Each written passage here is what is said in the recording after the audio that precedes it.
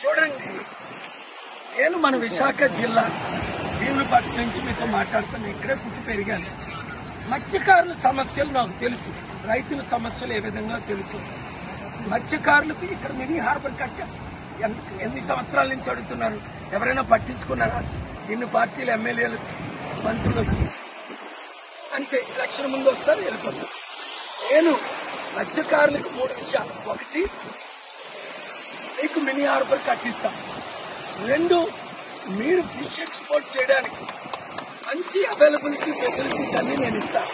3, నేను మీకు ఆర్థికంగా అన్ని విధాల 5 లక్షల కోట్లు ఇచ్చిన మిమ్మల్ని ఆదుకోలేను. కనుక మత్స్యకారులందరూ ఇంతవరకు వాళ్ళకి అవకాశం ఇచ్చారు. ఇప్పుడు నాకు విశాఖ ఎంపీగా